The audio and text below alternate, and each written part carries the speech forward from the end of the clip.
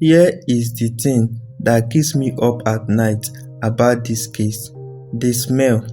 Neighbors noticed it for years. A thick, sweet, rotten smell drifting from the house at 8213 West Somerdale Avenue in Norwood Park, Illinois, and every single time someone mentioned it, John Wayne Gacy had an answer. Moisture under the crawl space. He do say, dead rats, maybe, just the soil settling. And people believed him, because why wouldn't they? The man coached Little League. He threw massive block parties where he do grill food for the whole neighborhood. He dressed up as Poco the Clown and visited sick children in hospitals. He shook hands with Rosalynn Carter, the First Lady of the United States. There is a photograph of that moment. He's smiling, she's smiling, and at that exact point in time, 7 bodies were already buried under his house. 7. And I will come back to that photograph later because there is a detail in it that nobody talks about. But first, let me take you back to where this story really starts. Not the murders, not the arrests. Earlier than that, back to the man himself. John Wayne Gacy was born on March 17, 1942 in Chicago, Illinois, St. Patrick's Day. His mother used to joke that he came into the world lucky. He didn't. His childhood was defined by one person, his father, John Stanley Gacy Sr.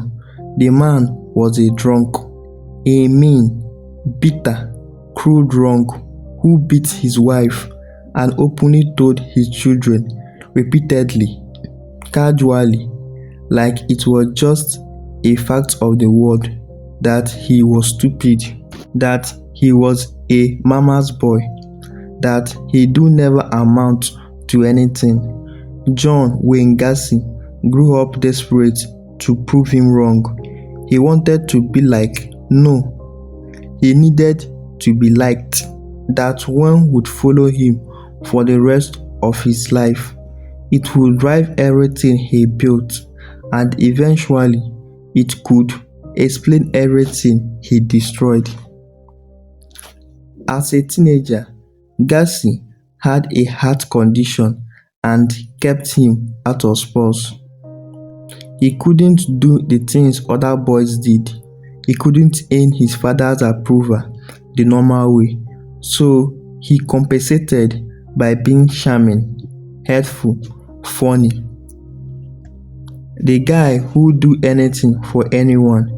He moved to Springfield, Illinois in his early 20s and got into politics, knocking on doors, shaking hands, working for the Democratic Party. People liked him immediately. He had that quality, the quality where you meet someone and within 5 minutes you feel like you have known them for years. He married a woman named Mary Myers in 1964. Her family owned a chain of KYC restaurants in Waterloo, Iowa. Gacy managed them, and by all accounts, for a few years, he was genuinely good at it. He hired staff, he expanded the business, he threw parties for employees, he joined the JCs and Junior Chamber of Commerce and became one of their most active members. Everything was going well, and then came the first sign. In 1967, a 15-year-old boy named Donald Voorhees told his father something that the father immediately reported to police. He said John Wayne Gacy had sexually assaulted him. Gacy's response was extraordinary. He didn't deny it. He didn't panic. He calmly, methodically began working to make the problem disappear. He hired a man, a local thug, to physically intimidate Voorhees into recanting, to threaten a 15-year-old boy into silence. It didn't work. The thug flipped on Gacy, and in 1968, John Wayne Gacy was charged with sodomy. Now, here's what's important. Here's the detail that matters. A psychiatric evaluation was ordered before sentencing. The evaluator spent time with Gacy. They interviewed him, they tested him, and their conclusion, their professional, clinical, official conclusion was that John Wayne Gacy had antisocial personality disorder, that he was unlikely to benefit from treatment, and that he was not amenable to rehabilitation. They essentially said this man cannot be fixed, and then the judge sentenced him to 10 years, and Gacy was out in 18 months. 18 months for good behavior. His wife already filed for divorce. He do never see his children again, but Gacy didn't seem destroyed by that. He moved back to Chicago, moved in with his mother, got a job as a cook, and started over. In 1971, Gacy bought the house, single story, small crawl space beneath nice neighborhood, quiet street. He renovated it himself. He was handy. He built a recreation room in the back, put in a bar, added a pool. He started a construction company called PDM Contractors, painting, decorating, and maintenance. Business was good. He hired mostly young men, teenagers, some of them boys who needed work and didn't ask too many questions. He remarried in 1972 a woman named Carol Hoff, who had 2 daughters from a previous marriage. She moved in with her kids. They became a family, and the parties started. Gacy's parties were legendary on that street. He do invite the whole neighborhood. He do cook for hours. He do dressed as a Poco the Crown and do magic tricks for the kids. He was the host, the center of attention, everybody's favorite neighbor. Carol later said there was 2 things about those years that bothered her, though she couldn't explain why at that time. First, John kept the trap door to the crawl space in their bedroom locked, always locked. She never thought much about it. He kept tools down there, he said. The second, the smell. It started sometime in 1972, a faint, sweet, sickly smell that seemed to seep up from the floor in certain rooms. Gacy told her it was the mucture, the Illinois soil, dead animals finding their way under the foundation. She believed him. Let me tell you about Timothy McCoy first. He was 16 years old from Omaha, Nebraska. In January of 1972, he was passing through Chicago on a Greyhound bus trip. He got off to explore the city. He met John Wayne Gacy somewhere near the bus terminal. Gacy invited him back to the house. Timothy went. He was never seen again. Gacy later said Timothy was the first, and he described what happened in the kind of flat, emotionless detail that makes your blood go cold.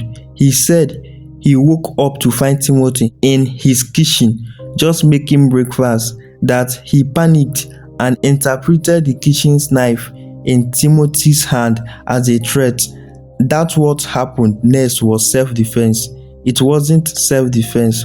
But here's what Gacy said came after that moment, and this is the part that tells you everything about who this man was. He said he realized standing there at it had given him the greatest pleasure he do ever felt. He do found something, and for the next 6 years, he kept finding it. The victims were almost always young men and teenage boys. Many were runaways or drifters. Some were employees of his construction company. Some he picked up at the Greyhound bus station. Some responded at job ads. The pattern was consistent. He do offer a job or a drink or just conversation. He do bring them back to the house. He do show them a magic trick involving handcuffs, a trick where he do get them restrained before they understood what was happening, and then he do strangle them with a rope or a board. He called this method the rope trick. He buried most of them in the crawl space. He do pour lime over the bodies to speed decomposition. When he ran out of space in the crawl space, he started dumping bodies in the Des Plaines River. He killed 33 people, 33, and through all of it, through every single murder, every burial, every body rotting beneath his feet, he kept throwing parties, kept going to Gacy's meeting, kept dressing as Poco, kept building his business. Carol Hoof later said the smell got worse every year. She said she started finding strangers' underwear around the house, and when she asked about it, Gacy told her they were his. She said she knew something was wrong. She knew, but she couldn't name it. She filed for divorce in 1976. The neighbors said they missed the parties after she left. Let me tell you about the photograph now, the one with the First Lady. May 1978, Gacy had been a prominent figure in the local Democratic Party. He was doing well. His business was thriving. He became a precinct captain, and through that work, he got an invitation to a Democratic fundraiser where Rosalynn Carter could be present. He shook her hand. They posed for a photo. He's beaming. The detail nobody talks about because of his political connection and community standing. Gacy has been given a special Secret Service security clearance to be at that event. The United States Security Service cleared John Wayne Gacy. At that point, May 1978, he had already killed somewhere between 25 and 27 people. Many of them were in the crawl space of his house right then, while he stood smiling next to the First Lady with a government security badge on his lapel. 7 months later, everything fell apart. December 11, 1978, Robert Pierce was 15 years old. He worked part-time at Nielsen Pharmacy in Des Plaines. That night, his mother came to pick him up after his shift. He told her to wait just a minute. He had to talk to a contractor outside about a summer job. He walked out the door. He never came back. The contractor was John Wayne Gacy. Robert's mother reported him missing immediately. Police traced the lead back to Gacy within days. They brought him for questioning, and here is where Gacy's marks began to crack. Not dramatically, not all at once, but in small, telling ways. He was too calm. He was too helpful. He gave police a full statement, cooperated completely, and then did something strange. He called his lawyer and began making phone calls to political contacts. He acted like a man who knew how to make problems go away, but police were watching him now, and the more they watched, the stranger things got. He called one of his lawyers from a police station and said, "All these are his actual words. I have been a bad boy." They got a search warrant for the house. December 21st, 1978, the officers who entered 8213 West Somerdale Avenue later described the smell that hit them the moment they opened the door. One of them said it was like walking into something physical, like the air itself had weight. They found the trap door in the bedroom. They opened it, and one officer climbed down into the crawl space with a flashlight. I want you to understand the geography of what they found. The crawl space ran the full length of the house, maybe 6 feet wide, maybe 8 in some places, low enough that you had to move through it hunched over. The floor was dirt. The lime Gacy had poured was visible, white patches in the dark soil. The first officer in there was down for only a few minutes before he came up. He said he needed air. They called in the Cook County medical examiner. Over the following days, in temperatures that hovered around 200 degrees Fahrenheit, investigators walked through the crawl space. They found remains in a trench running along the perimeter, bodies stacked, overlapping, some reduced almost certainly to skeletal remains, others not. 29 victims were ultimately recovered from the property, 4 more from the Des Plaines River and other locations, 33 in total. Gacy was arrested on December 21, 1978, the same day the search began. He confessed, not reluctantly, not in pieces over days of questioning. He confessed almost immediately and at length with what investigators described as unsettling pride. He described victims by number. Victim 1, Victim 2. He corrected investigators when he felt they had details wrong. He said he never thought he'd get caught. He said the only thing he regretted was getting sloppy at the end. Gacy's defense was insanity. His lawyer argued that multiple personalities had committed the crimes, that John the clown, John the businessman, John the community leader was a separate entity from the killer, that he literally did not know what he was doing. The prosecution's response was methodical and brutal. They pointed out that Gacy has taken deliberate steps to avoid detection at every stage, that he do bury bodies in lime, that he do choosing vulnerable victims who couldn't be immediately missed, that he do maintain a functioning business, a social life, and a political career simultaneously with the murders for 6 years. Insane people, they argued, do not successfully juggle 33 murders with a construction company and a political career. The jury deliberated for 2 hours. 2 hours. Guilty on all 33 counts of murder, sentenced to death. Gacy spent 14 years on death row. During those years, he painted crowns, mostly self-portraits in his Poco costume, skulls. The paintings were technically unimpressive, but strange in a way that was hard to look away from. They sold. Collectors bought them. Some of them eventually sold for thousands of dollars.